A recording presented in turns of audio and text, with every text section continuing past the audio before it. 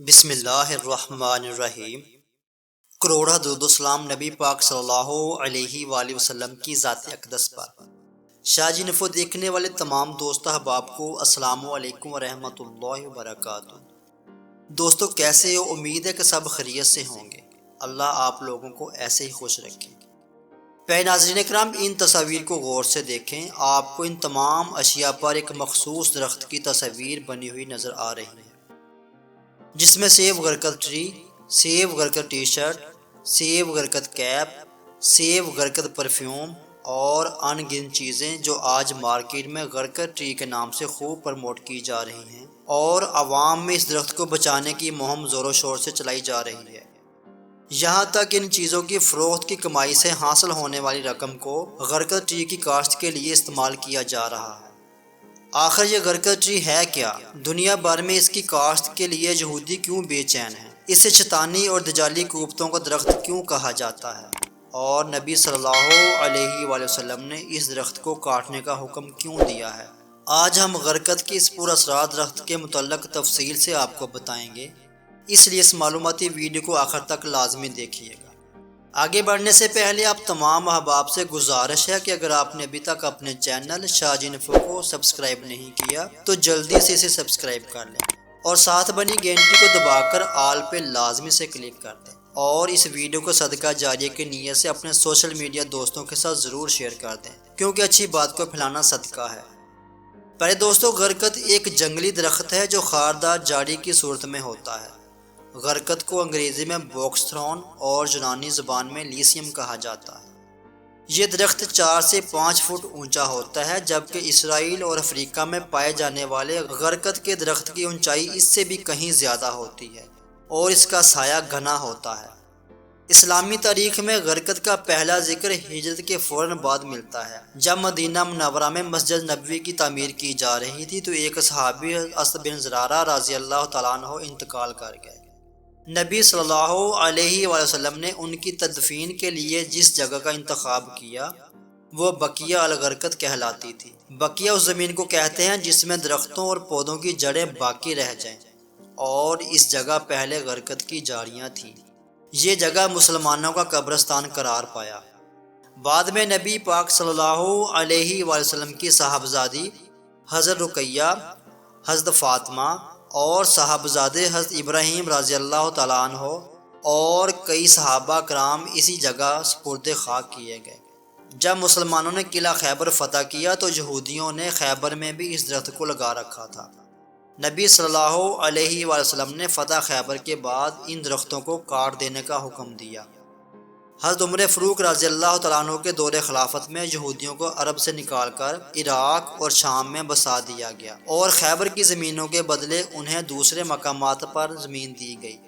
حضرت عمر فاروق رضی اللہ تعالیٰ عنہ کے دور خلافت کے آخری زمانے تک اس درخت کا عرب سے مکمل صفایا ہو گیا تھا، لیکن بعد میں آنے والے خلیفہ اور بادشاہوں نے یہودیوں کو ان مقامات پر غرقت کو کاشت کرنے کی اجازت دے دی جہاں پر وہ آباد تھے۔ اب سوال یہ پیدا ہوتا ہے کہ نبی صلی اللہ علیہ وآلہ وسلم نے خصوصاً غرقت کو کاٹنے کا حکم کیوں دیا تھا، جبکہ قرآن و حدیث میں شجرکاری یعنی پیڑ پودے لگانے کو صدقہ جاریہ قرار دیا گیا ہے۔ صحیح بخاری کی روایت کے مطابق رسول پاک صلی اللہ علیہ وآلہ وسلم نے فرمایا، جو مسلمان بھی درخت لگائے یا کھیتی باڑی کرے اور اس میں پرندے انسان اور جانور کھا لیں تو وہ اس کے لیے صدقہ ہے۔ اس کے علاوہ جنگ کے دوران نبی پاک صلی اللہ علیہ وآلہ وسلم نے سپاہیوں کو حکم دیا کہ راستے میں کسی بھی پیڑ یا کھیت کھلیان کو نہ کاٹا جائے اور نہ انہیں نقصان پہنچایا جائے۔ شجرکاری کی اتنی فضیلت ہونے کے باوجود آپ صلی اللہ علیہ وآلہ وسلم نے خصوصاً غرقد کے درخت کو کاٹنے کا حکم آخر کیوں دیا تھا؟ دراصل یہ درخت یہودیوں کا پاسبان اور محافظ ہے اور قرب قیامت میں اس درخت کا ایک اہم کردار ہوگا۔ لہٰذا حضرت ابو ہریرہ رضی اللہ تعالیٰ عنہ سے روایت ہے کہ رسول پاک صلی اللہ علیہ وآلہ وسلم نے فرمایا، قیامت اس وقت تک قائم نہیں ہوگی جہاں تک کہ مسلمان یہودیوں سے جنگ کریں گے اور مسلمان انہیں قتل کریں گے، یہاں تک کہ یہودی پتھر یا درخت کے پیچھے چھپیں گے تو پتھر یا درخت کہے گا، اے مسلمان، اے عبداللہ، یہ یہودی میرے پیچھے چھپا ہے، آؤ اور اسے قتل کر دو۔ سوائے غرقد کے کیونکہ یہ یہودیوں اور دجال کا ساتھی ہے۔ یہی وجہ ہے کہ مفسرین نے غرقد کو یہود اور دجال کا ساتھی بھی قرار دیا ہے۔ اس درخت کو عیسائی کتابوں میں خاص طور پر انجیل میں شیطانی قوتوں کا درخت بھی کہا جاتا ہے۔ واضح رہے کہ یہودی قوم اپنے مذہب سے زیادہ اسلام کی سچائی پر یقین رکھتے ہیں۔ ان کے علماء اور محققین قرآن و حدیث کا مطالعہ کر کے اپنی ترقی کی راہیں کھولتے اور مسلمان کی کمزوریوں پر گرفت کرتے آ رہے ہیں۔ یہی وجہ ہے کہ آج بھی یہودی غرقد کو اپنا پاسبان اور محافظ درخت مانتے ہیں، جو قیامت سے پہلے ہونے والی جنگوں میں ان کا مددگار ہوگا۔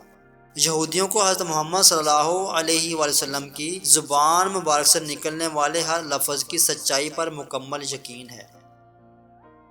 اس بات کا سب سے بڑا ثبوت یہ ہے کہ آج یہودی غرقد کی کاشت پر بہت زیادہ توجہ دے رہے ہیں۔ اسرائیلی حکومت پچھلے 40 سالوں سے غرقد کی شجرکاری میں مصروف ہے۔ رپورٹ کے مطابق سال 2010 تک 24 کروڑ غرقد کے درخت صرف اسرائیل میں لگائے جا چکے ہیں، اور اسرائیل میں چلنے والی ٹرینوں کے اطراف میں تقریباً 30 سے 40 کلومیٹر تک ٹرین لائن کے دائیں بائیں طرف غرقد ہی لگے ہوئے ہیں، اور اسرائیل میں ہر یہودی کے گھر، ان کے پارک اور ان کی عمارتوں کے آس پاس غرقد کے درخت لازمی دیکھے جاتے ہیں۔ فلسطینی علماء کرام کا کہنا ہے کہ بالخصوص اسرائیل میں بڑے پیمانے پر غرقد لگا کر یہودیوں نے نبی صلی اللہ علیہ وسلم کی پیشن گوئی کا وقت قریب کر لیا۔ خیبر میں شکست کھانے کے بعد سے اب تک ان کے پاس نہ کوئی ملک تھا اور نہ ہی فوج، لیکن 20ویں صدی میں انہوں نے پہلی بار فلسطین پر قبضہ کر کے اسرائیل کی بنیاد رکھی۔ لہٰذا وہ اپنے رہائشی علاقوں میں اس درخت کو خوب کاشت کر رہے ہیں، کیونکہ دجال کا خاتمہ بھی بیت المقدس میں ہونا ہے، اور یروشلم شہر قرب قیامت میں جنگوں کا مرکز ہوگا۔ اس لیے یہودیوں کو اس درخت کی شدید ضرورت انہی علاقوں میں ہے۔ مارکیٹ میں آج غرقد کو مزید مشہور کرنے اور عام کرنے کے لیے غرقد کے درخت والی ٹی شرٹ، ٹوپیاں، پرفیومز، بیگز اور دیگر بہت سی چیزیں فروخت کی جا رہی ہیں۔ اگر آپ اس ٹی شرٹ کو غور سے دیکھیں تو اس میں ایک مرد اور ایک عورت غرقد درخت کے پیچھے چھپے ہوئے نظر آ رہے ہیں، جو اس تھیوری کو اور بھی زیادہ مضبوط بنا دیتی ہے کہ غرقد کو آخر انٹرنیشنل لیول پر کیوں پروموٹ کیا جا رہا ہے، اور یہودی نبی پاک صلی اللہ علیہ وسلم کی حدیث سے کتنی واقفیت رکھتے ہیں۔ جیوز نیشنل فنڈ میں آنے والی اس تمام رقم کو غرقد کے درختوں کو فروغ دینے کے لیے استعمال کر رہے ہیں۔ اس تنظیم کا مقصد ہی دنیا بھر سے چندہ جمع کر کے ساری رقم کو غرقد کے درخت لگانے پر صرف کرنا ہے۔ اسرائیلی وزیر اعظم نے بھی 1999 میں خود اس درخت کو لگا کر عوامی سطح پر زور دیا ہے کہ زیادہ سے زیادہ درخت لگائے جائیں۔ یہود و نصارہ آج بھی نبی پاک صلی اللہ علیہ وسلم پر ایمان نہ لانے کے باوجود آپ کے ہر لفظ اور پیشن گوئیوں پر پختہ یقین رکھتے ہیں۔ بحیثیت مسلمان ہمیں آج خود کا محافظہ کرنا چاہیے۔ کیا ہم آج خود کو نبی پاک صلی اللہ علیہ وسلم کے امتی ہونے کے باوجود آپ کی تعلیمات پر عمل پیرا ہیں؟